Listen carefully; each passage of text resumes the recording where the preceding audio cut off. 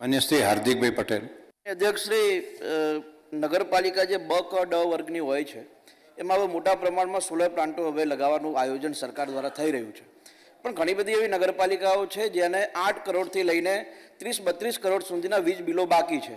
નગરપાલિકાનું વાર્ષિક ભંડોળ 5 કરોડનું હોય છે, બાકી ટેક્સ અને વેરાથી નગરપાલિકાઓ ચાલતી હોય છે. તો આટલું મોટું બાકી જે વીજળી બિલ છે એ સૌર વિભાગના માધ્યમથી નગરપાલિકાના માફી કરવા માટેનું કોઈ આયોજન છે કે કેમ? માનનીય અધ્યક્ષ શ્રી હાર્દિકભાઈએ જે પૂછ્યું આ પ્રશ્ન, બધી જ નાની નગરપાલિકાઓ સમયસર બિલ નહીં ભરવાના કારણે એ ખૂબ મોટી રકમ થઈ છે.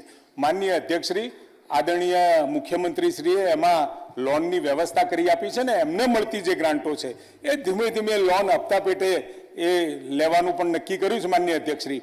એટલે અત્યારે આખા રાજ્યની અંદર નાની કે મોટી કોઈ પણ નગરપાલિકા હોય ક્યાંય એને પરેશાન થવાની જરૂર નથી. અને આ જે પ્રોજેક્ટ છે માનનીય અધ્યક્ષશ્રી, જે નાની નગરપાલિકાઓ છે ને 50 કેવી કરતાં ઓછી જરૂરિયાતવાળા છે અથવા તો જમીન નથી મળતી, તો એના માટે પણ કેપ્ટિવ સોલાર પ્રોજેક્ટ આપણે કરી રહ્યા છીએ અને ત્યાં થતું વીજળીનું ઉત્પાદન એ બાકીની જે સાપેક્ષમાં એ બાકીની નગરપાલિકાઓને પણ મળશે.